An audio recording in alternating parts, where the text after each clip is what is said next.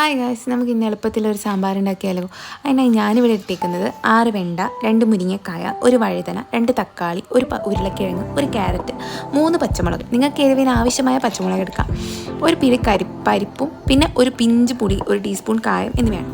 ആദ്യമായി നമ്മൾ പരിപ്പ് കുക്കറിലിട്ട് വേവിക്കണം. 4 വിസിലിട്ട് വേവിക്കുകയാണ് ഞാനിവിടെ ചെയ്യാറുള്ളത്. പരിപ്പ് നല്ലോണം വെന്താൽ മാത്രമേ കറിക്ക് ഒരു കട്ടിയൊക്കെ ഉണ്ടാവുള്ളൂ. അതോടൊപ്പം തന്നെ ഒരു പാത്രത്തിൽ ഞാനിവിടെ ഒരു സ്റ്റീലിൻ്റെ ചെറിയൊരു ഉരുളിയാണ് എടുത്തത്. നിങ്ങൾക്ക് ഏത് പാത്രം വേണമെങ്കിലും എടുക്കാം.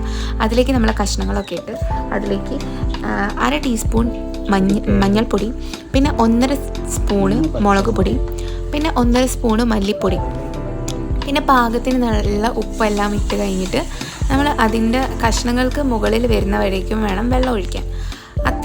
അത്ര വെള്ളം മതി, കാരണം നമ്മൾ കഷ്ണങ്ങൾ വേവിക്കാനാണല്ലോ വെക്കുന്നത്. അപ്പോൾ അത്ര വെള്ളം ഒഴിച്ച് കഴിഞ്ഞിട്ട് ഗ്യാസിൽ വെച്ച് ഒരു മീഡിയം ഫ്ലെയിമിൽ വേണം അടുപ്പ് വെക്കാൻ. എന്നിട്ട് മീഡിയം ഫ്ലെയിമിലിട്ട് അത് നന്നായിട്ട് വേവിക്കാം.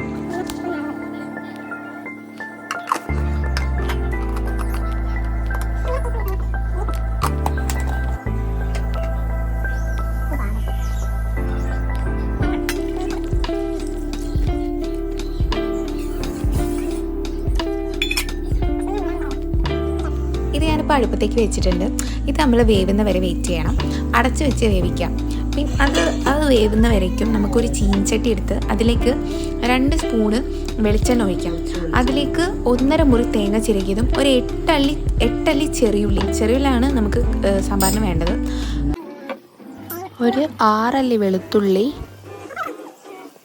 എന്നിവ ഇട്ട് ഒരു ബ്രൗൺ കളറാവുന്നവരെ, ഒരു തേങ്ങ ബ്രൗൺ കളറാവുന്നവരെ അത് നന്നായിട്ട് വറുക്കാം.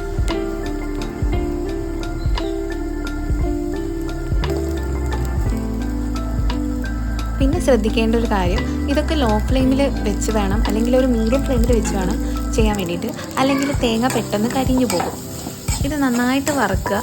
നന്നായിട്ടൊരു ബ്രൗൺ കളറായതാ, ഇതേപോലെ ഒരു ബ്രൗൺ കളറായി വരുന്നവരെ വറുക്കുക. എന്നിട്ട് അത് നന്നായിട്ട് ഇത് കഴിഞ്ഞതിന് ശേഷം നമുക്ക് പരിപ്പ് വെന്തോ എന്ന് നോക്കാം. നമ്മുടെ പരിപ്പ് കുക്കറിലിട്ട് വേവിച്ച് പരിപ്പ് വെന്തോ എന്ന് നോക്കിയിട്ട് അത് നന്നായിട്ട് ഒരു സ്റ്റീലിൻ്റെ കോരിയോ അങ്ങനെ എടുത്ത് ഉടയ്ക്കുക. നന്നായിട്ട് പരിപ്പ് ഉടച്ച് കഴിഞ്ഞതിന് ശേഷം ആ സാമ്പാറിലേക്ക് ആ പരിപ്പ് ചേർക്കാം. എന്നിട്ട് അത് നന്നായിട്ട് മിക്സ് ആക്കിയിട്ട് പിന്നെയും അത് സാമ്പാർ ഒന്ന് തിളയ്ക്കുന്ന വരെ വെയിറ്റ് ചെയ്യാം. അതിനുശേഷം നമ്മൾ പുളി വെള്ളത്തിലിട്ടതിന് ശേഷം അത് നന്നായിട്ട് പിഴിഞ്ഞ് ഒഴിക്കുക സാമ്പാറിലേക്ക്.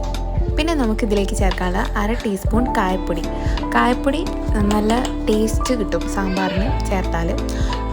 1/2 ടീസ്പൂൺ കായപ്പൊടി ചേർക്കുക. പിന്നെ 1.5 സ്പൂൺ സാമ്പാർ പൊടി കൂടി ചേർക്കാം. ഇത് നന്നായിട്ട് നമ്മൾ ഇളക്കുക, ഒന്ന് തിളയ്ക്കുന്ന വരെ വെയിറ്റ് ചെയ്യുക. അതിനുശേഷം നമ്മൾ സാമ്പാർ പൊടി ഇടുക.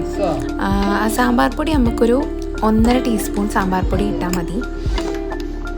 ഇത് കാര്യമായിട്ട് ചേർക്കുന്നത് നമ്മൾ സാമ്പാറിൻ്റെ ഒരു ഫ്ലേവർ കിട്ടാൻ വേണ്ടിയിട്ടാണ് സാമ്പാർ പൊടി ചേർക്കുന്നത്. സാമ്പാർ പൊടി നന്നായിട്ട് ചേർത്ത് കഴിഞ്ഞിട്ട് അത് നന്നായിട്ട് തിളയ്ക്കട്ടെ. സാമ്പാർ നന്നായിട്ട് തിളയ്ക്കുന്ന വരെ വെയിറ്റ് ചെയ്യാം.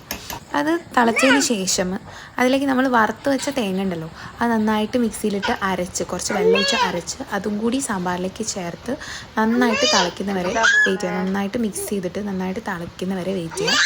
അപ്പോൾ നമ്മൾ ഏകദേശം സാമ്പാർ ആയിക്കഴിഞ്ഞു, നന്നായിട്ട് ആയിട്ടുണ്ട്. എന്നിട്ട് നന്നായിട്ട് ഉപ്പൊക്കെ പാകത്തിന് നോക്കിക്കഴിഞ്ഞതിന് ശേഷം നമുക്ക് അതിലേക്ക് കറിവേപ്പില ഇടുക.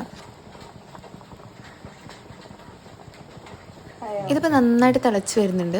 അതിലേക്ക് നമുക്ക് നമ്മുടെ ഒരു ചീൻചട്ടി എടുത്തിട്ട് അതിലേക്ക് ഒരു 1/2 ടീസ്പൂൺ വെളിച്ചെണ്ണ ഒഴിച്ച് അതിലേക്ക് ഒരു 1/2 ടീസ്പൂണ് കടുകും, പിന്നെ ഒരു 1/4 ടീസ്പൂൺ ഉലുവയും, പിന്നെ ഒരു വറ്റൽ മുളക് എന്നിവയൊക്കെ നന്നായിട്ട് വറക്കാം.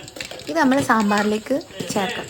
ഇപ്പോഴാണ് നമ്മുടെ സാമ്പാർ ഒരു പൂർണ്ണതയൊക്കെ കിട്ടുക.